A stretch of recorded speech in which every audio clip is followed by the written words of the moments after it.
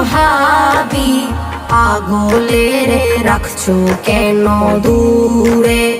আল্লাহর হুকুমগুলা যদি তুমি আল্লাহর হুকুমগুলা যতক্ষণ পর্যন্ত পরিপূর্ণভাবে তুমি না মানার জন্য চেষ্টাও না করো, নবীকে নবী হিসাবে না মানো, নবীর সুন্নতকে আঁকড়ে না ধরো, আল্লাহর রাসূল যেভাবে ইসলামের জন্য কষ্ট করেছেন, নবীজির বিরহে যদি তোমার অন্তরে কান্না চলে না আসে, নবীজির আনন্দে যদি তোমার অন্তরে আনন্দিত না হয়, তুমি শুধু নামের মুসলমান থাকবা, কামের কোন মুসলমান হিসাবে কবরে যাইবা। তোমাকে মুসলমান হিসাবে আমরা কবরে রাখবো, কথা সত্য, কিন্তু আল্লাহ তো তোমাকে মুসলমান হিসাবে গ্রহণ করতে হবে।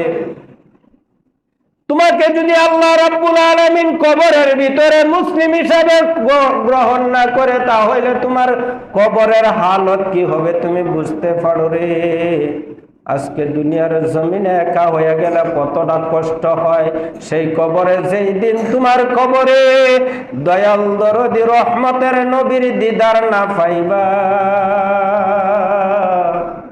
ওই দিন বুঝবা কবর কত বড় ভয়ঙ্কর। তুমি যদি নবীকে ভালোবাসতা, তাহলে তোমার মধ্যে কেন নামাজ থাকে না? তুমি যদি নবীকে ভালোবাসতা, তাহলে তোমার মধ্যে কেন তোমার মাথায় টুপি থাকে না? তুমি যদি নবীকে ভালোবাসতা, আল্লাহর রাসূলের 10টা দাইমি সুন্নতের একটা দাইমি সুন্নত তোমার মধ্যে খুঁজে পাওয়া যায় না। তুমি যদি আল্লাহকে ভয় করতা, তোমার অন্তর দ্বারা কেমনে বেঈমানি করো?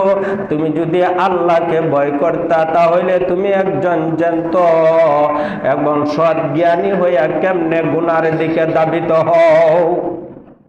তুমি তো সর্বপ্রথম লা ইলাহা ইল্লাল্লাহ, নাই কোনো মাবুদ আল্লাহ ছাড়া, নাই কোনো সাহায্যকারী আল্লাহ ছাড়া, নাই কোনো হেফাজতকারী আল্লাহ ছাড়া, নাই কোনো সম্মানদাতা আল্লাহ ছাড়া।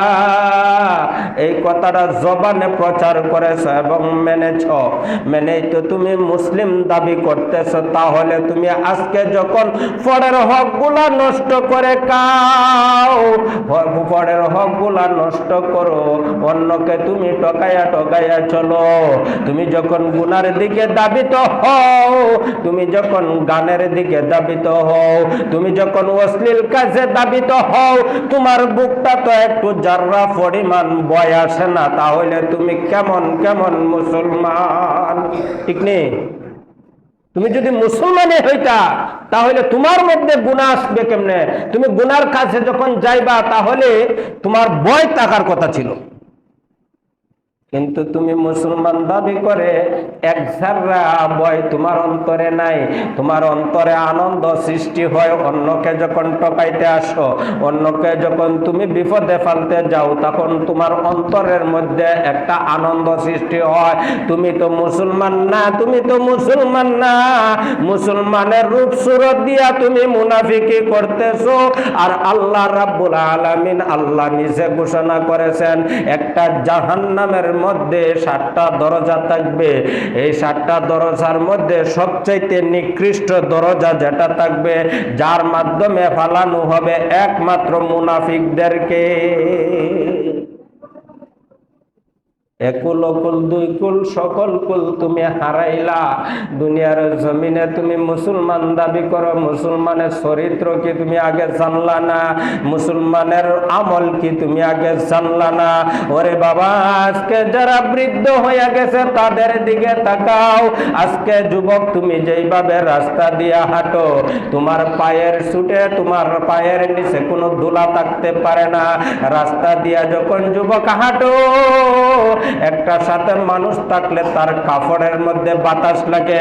আজকে তুমি যেইভাবে হাঁটতেছো, যেইভাবে চলতেছো, বেশি দূরে তাকাইতে হবে না যুবকের দল, শুধু তুমি তোমার বাবার দিকে তাকাইয়া দেখো। তোমার মতো যুবক তোমার বাবাও ছিল, তোমার বাবাও তো চাইতো আমার মাথার চুলগুলা পাকাবো না, আমি কালার করে রাখবো, কালো করে রাখবো। তোমার বাবাও তো চাইতো আমার মুখের দাড়িগুলা সাদা হতে দিব না, কালো করে রাখবো। রাখবো। তোমার বাবাও তো চাইতো তোমার বাবার শরীরের দেহের চামড়াটাকে টাইট করে রাখবে, ডিল হইতে দিবে না, যত সুন্দরভাবে পারা যায় চলতে তোমার বাবাও চেষ্টা করেছিল।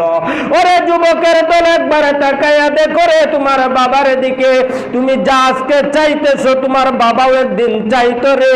তোমার বাবা আজকে নিজে হাঁটতে গেলে নিজের দুইটা পায়ের ভরসা করে হাঁটতে পারে না, আর একটা লাঠি হাতে নিয়ে আসে আস্তে আস্তে করে রাস্তায় দিয়ে হাঁটে।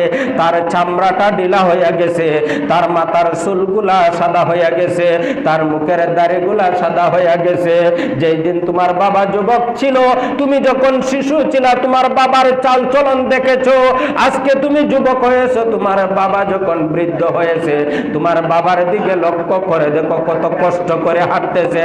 এবং দুনিয়ার জমিনে শুধু তাই নয়, এই দুনিয়ার জমিনে যে সংসারের জন্য তোমার বাবা এত কিছু করেছে, তোমার বাবা আজকে দেখো সেই সংসারের মধ্যে ততটা বেশি অবহেলিত হয়েছে। আজকের যুবক তুমি তাকাইয়া দেখো, তোমার বাবার জায়গাটা দখল করার জন্য তোমার বেশি সময় নিতে হবে না, অল্প কয়টা দিন অপেক্ষা করো। এই জায়গাটা দখল করার জন্য নির্বাচিত কোনো ভোটের প্রয়োজন হবে না, কারো সুপারিশ লাগবে না, দরখাস্ত লাগবে না। এমনি এমনি করেই তুমি সেই জায়গাটা দখল করে নিবা। একদিন হাঁটতে পারবা না, একদিন ভালোভাবে কথা কইতেও পারবা না, একটা ভালো খাবার দিলে হাতে লইবা আফসোস করবারে যুবক। হায়রে এত সুন্দর খাবার আমি খাইতে পারি না, যদিও খাই আমার পেটে হজম হয় না। ওরে আল্লাহর বান্দা, কই ছিলা, কই আসছো, কোথায় চলে যাইতে হবে? একটা বার চিন্তা করো। তুমি যে মুসলমান দাবি করো, তোমার কাছে আল্লাহর মহাগ্রন্থ কুরআন আল্লাহ প্রেরিত করেছে, সেই কুরআনকে তুমি মানতেছো না, আল্লাহর হুকুমের বাইরে চলতেছো। আল্লাহ তোমার কাছে মহব্বত করে কুরআনকে সঠিকভাবে যদি বুঝতে না পারো, এই জন্য আল্লাহ সরাসরি সশরীরে আল্লাহর বন্ধু মুহাম্মাদুর রাসূলুল্লাহ সাল্লাল্লাহু আলাইহি ওয়াসাল্লামকে দুনিয়ার জমিনে পাঠাইছে। এবং ওই কাফের মুশরিক ইহুদি বেদিন যারা ছিল, তাদেরকে এই সঠিক রাস্তায় টেনে টেনে টেনে টেনে বুঝ দিয়ে নিজে অবহেলিত হয়ে, নিজে লাঞ্ছিত হয়ে, নিজে আঘাত খাইয়া, নিজের দান্দান মুবারক শহীদ করিয়া, কষ্টের বিনিময় এই অসংখ্য অগণিত কাফের মুশরিক ইহুদিদেরকে ইসলামের দিকে টেনে টেনে নিয়ে আসছে। আজকের সেই ইসলাম নিয়ে আসার পরে তাদের কাছ থেকে তুমি মুসলমান হিসাবে জন্ম নিয়েছো, তুমি একজন মুসলিমের ঘরে জন্ম নিয়ে নিজেকে মুসলমান হিসাবে দাবি করে গর্বিত। আরে না না না, তোমার এই মুসলমান হইয়া তোমার দ্বারা গর্বিত হওয়া যায় না। তুমি যদি মুসলমান দাবি করো, যিনি মুসলমানের দাওয়াত দিয়া, আল্লাহর পরিচয় দিয়া বেদিন থেকে এনে মুসলমান বানাইছে, যিনি রহমতের নবী, রাহমাতাল লিল আলামিন, যার জন্য আল্লাহ নিজে স্বয়ং প্রেমিক হইয়া এই বিশ্ব ভুবন সৃষ্টিকুল আল্লাহ সৃষ্টি করেছে, সেই নবীজির জবান দ্বারা বলেছে, শেষ বিদায়ের কালেও বলেছে, আমার উম্মত যারা আমাকে ভালোবাসবে তারা কোনোদিন নামাজ বাদ দিতে পারবে না। আমাকে যারা ভালোবাসবে তারার মুখের দাড়ির মধ্যে খুরের আঘাত করতে পারবে না, কারণ আমি নবীকে যদি ভালোবাসে তারা কোনোদিন ইসলামের বাহিরে চলতে পারে না। আজকের মুসলমান তুমি মুসলমানই দাবি করো, আজকের মুসলমান তুমি মুসলিম হিসাবে দাবি করো, ইমানদার হিসাবে দাবি করো, তোমার মতন ইমানদার খুঁজে পাওয়া যায় না। একবার তাকাইলে দেখা যায় তোমার চেহারার মধ্যে এই মুসলমানের কোনো পরিচয় পাওয়া যায় না। ঠিক নেই? মুসলমানি পাওয়া যায় খুঁজলে? আজকে মারা যাইলেন আপনি অপরিচিত এক জায়গায়, আপনি মুসলমান বুঝবো কেমনে? কারণ রসুল মুসলমানকে মুসলমান হিসেবে বোঝার জন্য 10টা দাইমে সুন্নত মুসলিমদের মধ্যে থাকতে চায়, আল্লাহ রসুল বলেছেন। কয়টা? 10টা দাইমে সুন্নত। দাইমি মানে প্রত্যেক দিন সর্বহালতে 10টা সুন্নত তোমার মধ্যে থাকতে চাই। তুমি মুসলমান, বোঝা যাবে তোমাকে মুসলমান। কিন্তু আছে কয়জনের? আবার যখন বলা হয় যে মুসলমান কারা, সবার আগে তোমার হাত চলে আসে, আমি মুসলমান। তুমি কেমন মুসলমান? তুমি যদি মুসলিম হও, তুমি যদি জাহান্নামকে ভয় করো, তাহলে তোমার মধ্য দিয়ে কেমনে গুনার কাজগুলো হয়? তুমি যদি জান্নাতের শান্তির আশালাভী হও, তাহলে তোমার মধ্য দিয়ে কেমনে পাপের কাজগুলো হয়? থাকবা না বেশি দিন, বুঝবে আর কতদিন চলে যাইবা কবরে, তারপর হাসরে। বেশি সময় তোমাদের জন্য নয়। যেই দিন যুবক ভাইরা তুমি শিশু ছিলা, তুমি একদিন শিশু ছিলা, যুবকের দিকে তাকাইতা আর মনে মনে ভাবতা কোন দিন জানি যুবক হইবা, কোন দিন জানি যুবক হইবা, অপেক্ষায় ছিলা রে। আজকে দেখো ডান দিকে আর বাম দিকে তাকাইতে তাকাইতে তুমি আজকে যুবক হয়ে গেলা। আর যুবকের বেশি দিন তোমার সময় নাই।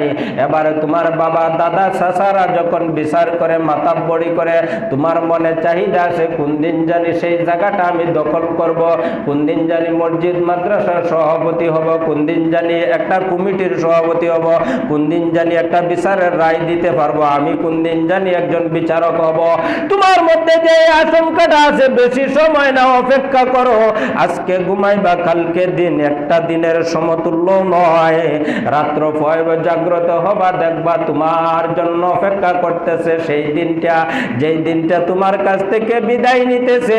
আজকে না, শুধু সারা জীবনও যদি কান্না করো, ওই দিন, ওই সময়, ওই নামাজ, ওই ইবাদত আর জীবনে তুমি খুঁজে পাইবা না।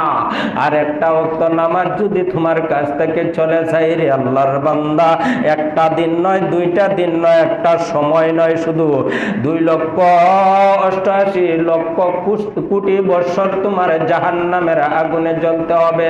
এইটা যে আমরা হিসাবে বলি 2,88,00,000 বৎসর জাহান্নামের আগুন, এটা হলো আরবি ভাষায় হইল 1 হুকবা।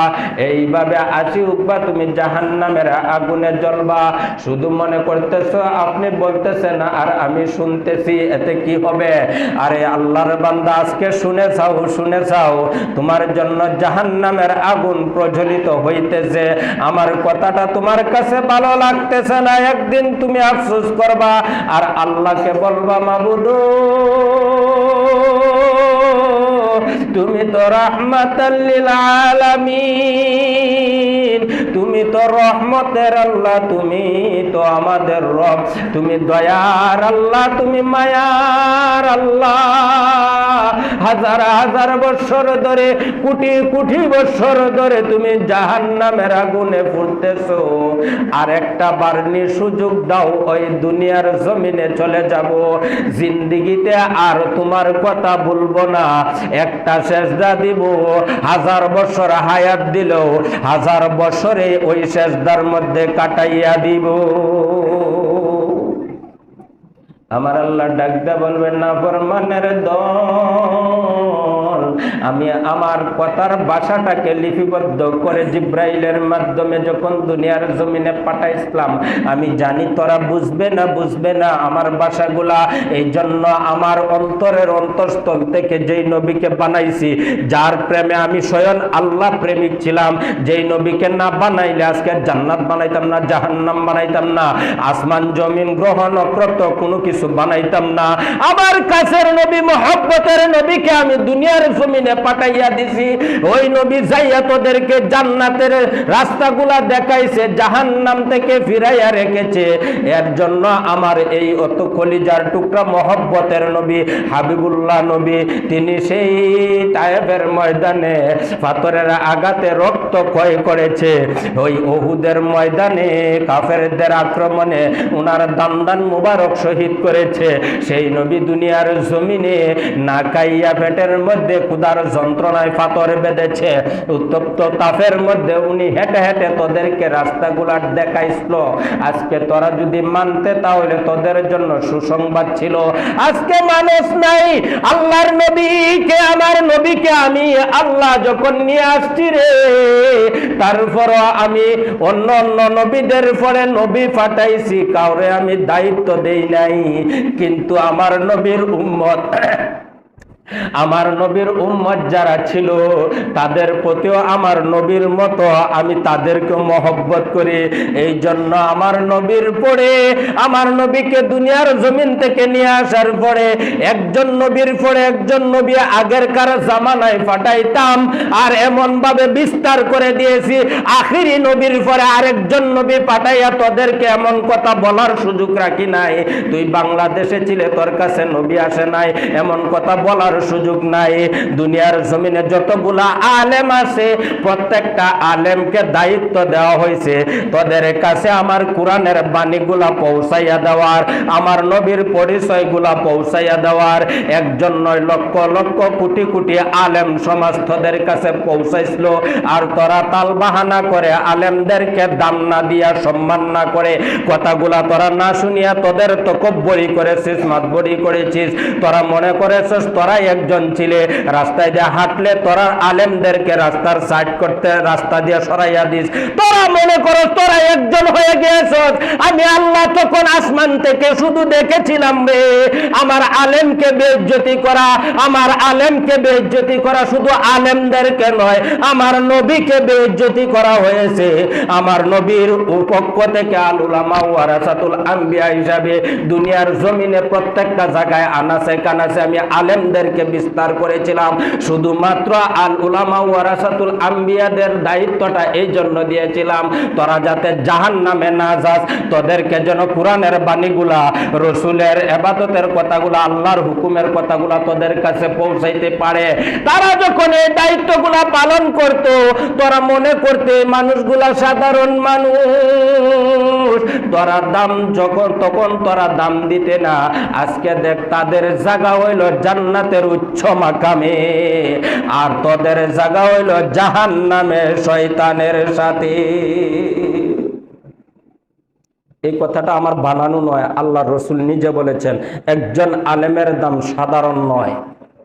আল উলামাও ওয়ারাসাতুল আম্বিয়া, নবীর ওয়ারিসদার। আপনার ওয়ারিসদার আপনার সন্তান, ঠিক নেই? আপনার সন্তানকে যখন আমি আঘাত করব তখন আপনি ঘরে বসে থাকবেন? দেখবেন? দেখবেন আপনারা? দেখতেন না। আপনার ওয়ারিসকে, আপনার ওয়ারিসদার, আপনার সন্তান, আপনার ভাই, আপনার ওয়ারিসদারকে যখন আরেকজন মানুষ আঘাত করবে আপনি যেমনে সহ্য করতে পারেন না, আল্লাহর নবীর ওয়ারিসদার আল উলামা ওয়ারাসাতুল আম্বিয়া তাদেরকে যখন কোনো না কোনো প্রকার ভাবে যদি বেইজ্জতি করা হয়, আঘাত করা হয়, আল্লাহর নবী সয় না, আল্লাহর নবী না সইলে আরশে আজিম সইতে পারে না, আরশে আজিম না সইলে আল্লাহ নিজেও সইতে পারে না, ঠিক নেই? এটা আমার কথা নয়, আল্লাহর নবী নিজে বলেছেন আল উলামা ওয়ারাসাতুল আম্বিয়া। আর আল্লাহ বলেন তোমরা যদি সেই দিনের দিকে তাকতে চাও, অসংখ্য দিন থেকে তোমরা যদি সঠিক দিনকে বেছে নিতে চাও, তাহলে তোমরা ইন্নাদ দীনা ইনদাল্লাহিল ইসলাম, আমি আল্লাহ স্বয়ং আল্লাহ ওই দিনকে পছন্দ করি। আর ওই দিনে আনার জন্য আমার নবী সঠিক রাস্তায় ডেকে ডেকে ওই রাস্তায় ধরাইয়া দিছে। এবার যদি তোমরা ওই রাস্তায় থাকো, ওই রাস্তা অবলম্বন করো, তাহলে তোমরা জান্নাতে যাইতে পারবা, না হয় জান্নাতের সুঘ্রাণ তোমাদের কাছে আসবে না। কেন আসবে না রে আল্লাহর বান্দা? আল্লাহর নবী এত কষ্ট করেছেন কারণ আল্লাহ বলেন আমার সম্মানে আমি আল্লাহ সম্মানিত নই। আমাকে যদি খুঁজে খুঁজে আমাকে খুশি করতে চাও, আমাকে খুশি করলেও তুমি খুশি করতে পারবা না। আমি আল্লাহকে যদি খুশি করতে চাও, আমার আল্লাহ কোরআনে বলে দিয়েছে কুল ইন কুনতুম তুহিব্বুনাল্লাহ, আমি আল্লাহকে যদি খুশি করতে চাও, আমি আল্লাহকে যদি রাজি আর খুশি করতে চাও, আমি আল্লাহকে খুশি করতে চাও, তাহলে তোমরা আমার নবীকে খুশি করে নাও। চিনছেন নবীকে? এখনো চিনেন নাই? নবীকে আগে চিনেন, তাহলে বুঝবেন আল্লাহ কতদিন। হাজার বছর ইবাদত করো, লক্ষ বছর ইবাদত করো, কোটি বছর ইবাদত করো, আল্লাহ খুঁজে পাইবা না যতক্ষণ পর্যন্ত নবীর পরিচয় না পাওয়া যায়। নবী খুঁজে পাইবা না ততক্ষণ পর্যন্ত, যতক্ষণ পর্যন্ত আল উলামা ওয়ারাসাতুল আম্বিয়ার সম্মান এবং তাদেরকে চিনতে না পারো। কারণ এই জন্যই কবি বলেছেন মানুষ পাগল কাবার জন্য। আমরা কিসের জন্য পাগল? কাবার জন্য না? আমরা কার জন্য পাগল? কাবার জন্য। কারণ আমরা জানি দুনিয়ার জমিনে পাপ করে একবার ভরপুর করলে পরে কাবায় আসওয়াদ পাথরে চুম্বন দিলেই গুনাহ মাফ। মানুষ কার জন্য পাগল? মানুষ পাগল কাবার জন্য, কাবা পাগল মাবুদের। মানুষ কার জন্য পাগল? কাবার জন্য। কার জন্য? আর কাবা কার জন্য পাগল? কাবা পাগল মাবুদের, মাবুদ পাগল নবীর জন্য। মাবুদ কার জন্য? মাবুদ নবীর জন্য। এবার চিন্তা করেন, মানুষ সবাই আমরা কাবার পাগল। আমরা জানি এই যাইলেই গুনাহ মাফ। হ্যাঁ, গুনাহ মাফ। আল্লাহ তাআলা বড় বড় গুনাহ মাফ করে, কিন্তু মানুষের হক নষ্ট করা গুনাহ আল্লাহ মাফ করে না। এই 1000 বার সুমা দিল মাফ হইতো না যদি পরের হক নষ্ট করে যাও। তাহলে মানুষ পাগল কাবার জন্য, কাবা পাগল মাবুদের, আল্লাহর জন্য কাবা পাগল। আল্লাহ, তোমার অসংখ্য বান্দা গুনাহ করে করে আমার কাছে আসছে, তুমি হুকুম দিয়েছো বিদায় আসছে। আমি তো মাফ করার মালিক নয়, তুমি আল্লাহ মালিক, তুমি মাফ করে দাও। আল্লাহ মাবুদ বলে, আমি মাবুদ কোথায় আছি, কি রকম আছি, কি হালতে আছি, কেমন আছি কেউ তো জানে না রে। তোরা সবাই আমার পাগল, আমি পাগল নবীর। সুবহানাল্লাহ বুঝেন না? কার জন্য পাগল? আল্লাহ নবীর জন্য। আল্লাহ নিজে পাগল। আল্লাহ বলেন, দুনিয়াতে কাবা বানাইলাম নবীর জন্য, সমুদ্র বানাইলাম নবীর জন্য, পাহাড় বানাইলাম নবীর জন্য, আসমান বানাইলাম নবীর জন্য, দুনিয়া বানাইলাম নবীর জন্য। যা দেখতাছো দুই চৌকে সমস্ত কিছু আমি আল্লাহ বানাইছি আমার নবীর জন্য। আমার নবী খুশি, আমি আল্লাহ খুশি। আমার নবীকে যদি বান্দা তোমরা রাজি আর খুশি করতে পারো, আমি আল্লাহ ফেরেশতাকে সাক্ষী রাখিয়া তোমাদের সামনের সমস্ত, সামনের পিছনের জীবনের সমস্ত গুনাহ আমি আল্লাহ মাফ করে দিব। হাসো, কবরে আসবা, কবরে আসবা, আল্লাহ ফেরেশতা পাঠাইবো, আরে মুসলমান রে তোমরা কেমন ইমানদার। তোমার কাছে ফেরেশতা আসবে, যেই ফেরেশতা আসবে তুমি উত্তর দিবা কেমন ইমানদার। রাস্তা দিয়ে হাইটা যাইবা জুম্মার দিন, একটা ভালো শশা দেখলে গাছের মধ্যে থাকবে না, তুমি কেমন ইমানদার মুসলমান, তুমি কেমন ইমানদার মুসলমান। রাস্তা দিয়ে হাইটা যাবা, একটা ভালো জিনিস পড়ে থাকলে 10টা টাকা পড়ে থাকলে তোমার ইমানের শেষ 10 টাকার বিনিময়। তুমি যখন কবরে যাইবা, তোমার কবরে 2 জন ফেরেশতা আল্লাহ পাঠাইবো। ফেরেশতা বড় 2 জন ফেরেশতা পাঠাইবো। ওই ফেরেশতাদের বয়ে তুমি কি করতেছো? 5 ওয়াক্ত নামাজ পড়তেছো। ওরে আল্লাহর বান্দারা, কবরে যাইবা, আমার নবী যদি তোমাকে গ্রহণ না করে ফেরেশতা লাগবে না, দুর্মুষের অভাব হবে না। আর নবী যদি গ্রহণ করে 2 জন নয়, 2 লক্ষ নয়, 2 কোটি ফেরেশতা পাঠাইলো, কার প্রশ্নের জবাব আমার নবীর কুলের মধ্যে পরিচয় হইয়া যাইবে। নবী গ্রহণ করবো, ফেরেশতা জিগাইব তো নবী কেডা? ফেরেশতা বুঝে না, নবীরে চিনে না ফেরেশতা। তুমি আমি না চিনতে পারি মানুষ, নবীকে চিনার অভাব নাই। আল্লাহ নবীর পাগল হয়, নবী বলে আমি কারো পাগল নয়, আমি পাগল আমার উম্মতের। আমার উম্মত জাহান্নামে যাইতে আমি নবী দিব না, দিব না, দিব না, যতক্ষণ পর্যন্ত একটা আমার উম্মত আমাকে মানছিল দুনিয়া থাকা অবস্থায়। এমন একটা উম্মত যদি জাহান্নামে থাকে, ততক্ষণ পর্যন্ত আমি নবী জান্নাতের গেট পর্যন্ত যাব না। সিস্টেম দেখেন, চিন্তা করেন, মুসলমান দাবি করেন, সেই নবীকে ভালোবাসবেন কেমনে? দাড়ি কাটিয়া, টুপি ফালাইয়া, পাঞ্জাবি ঘরের মধ্যে লুকাইয়া তৈয়া, পরের হক মারিয়া, আরেকজনকে হক মারিয়া, আরেকজনকে টগাইয়া, যেভাবে করা শুরু করেছেন শিরকি গুনাহ আল্লাহ মাফ করে, যদি আল্লাহ চায় মাফ করতে পারে। কিন্তু পরের যদি 10টা টাকা আপনি নষ্ট করেন, আল্লাহ বলেন তোকে আমি মাফ করব না, করব না। এই 10 টাকার বিনিময় 1000 বছর হায়াত পাইয়াও যদি 1000টা হজও করস, আর ওই পাওনাদারে 10 টাকার বিনিময় যদি তোর 1000 হজের সওয়াব দাবি কইরা বসে, তা সব তাকে দান করে দিতে হবে। কয় টাকার জন্য? 10 টাকা চুরি করে আরেকজনের কাছ থেকে খাইলেন, 10 টাকা হক মাইরা খাইলেন। হাসরের দিন যখন, এই দিন তো আর নেতাগিরি চলবে না, না চলবে?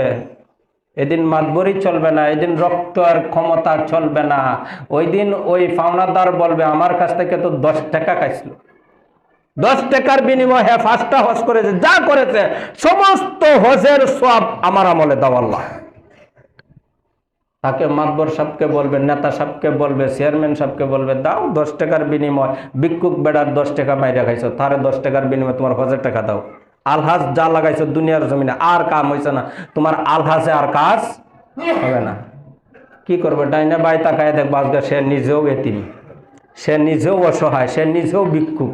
কোনো চেয়ারম্যানের পরিচয় থাকবে না, এমপির পরিচয় থাকবে না, ক্ষমতা থাকবে না। 10 টাকার বিনিময় লক্ষ লক্ষ টাকায় দেয়া হজ করে আলহাজ লাগাইছে, সব দিতে হইতেছে তাকে সব। এবার ওই ব্যক্তি বলবে, মাবুদ তোমার ওই বান্দা 10 টাকার বিনিময় তার সমস্ত হজের সওয়াব আমাকে দিছে, আমি খুশি না? খুশি না? আল্লাহ বলবেন, লক্ষ লক্ষ টাকা খরচ করে হজ করেছে, আলহাজ হয়েছে, আরো ইবাদত করেছে, নামাজের অভাব নাই, তোমার 10 টাকার বিনিময় সবগুলা দিছে, এবারও খুশি না? তাহলে আর কি চাও? ওই বান্দা ভিক্ষুক অসহায় মুসলিম ব্যক্তি ডাক দেয়া বলবে, আল্লাহ গো তোমার ওই বান্দার সব আমাকে দিছে, আমি খুশি না। আমি যতক্ষণ পর্যন্ত আমার জীবনের আমলের সমস্ত পাপ গুলা ওই বান্দাকে না দিছ, আমাকে মাসুম না বানাইছ, ততক্ষণ পর্যন্ত আমি খুশি না। 10 টাকা, 5 টাকা, 3 টাকা, 100 টাকার জন্য তার জীবনের সমস্ত সওয়াব ওই ব্যক্তির কাছে দিল, আবার বিনিময় তার গুনাহগুলা নিল। এবার চিন্তা করেন, কার জন্য আপনি আলহাজ লাগাইলেন, কার জন্য আপনি হাফিজ সাহেব হইলেন, কার জন্য আপনি মাওলানা সাহেব হইলেন, কার জন্য আপনি আলেম সাহেব হইলেন, কার জন্য আপনি ইবাদতকারী সুফি সাহেব হইলেন। যদি আপনার অন্তর সঠিক না হয়, তাহলে আপনার কোন হালত হবে? একটা সাধারণ মানুষকে সাধারণ আপনি মনে করতে পারেন, কারণ আপনাকে বানাইতে আল্লাহর যেই পদার্থগুলা লেগেছে, একজন ভিক্ষুককে বানাইতে আল্লাহ সেই পদার্থ দিয়া বানাইছে। কিন্তু তুমি উঁচু লেভেলের মানুষ বিদায় একজন গরিব অসহায় একজন মানুষের দিকে তাকাও না, তার চেহারার দিকে তাকাও না, তাকে নোংরা বলো, তাকে তুমি বিভিন্ন ধরনের কটূক্তি করে কথা বলো। এত বড় স্পর্ধা তোমাকে কে দিয়েছে? তোমার চেহারাটা আল্লাহ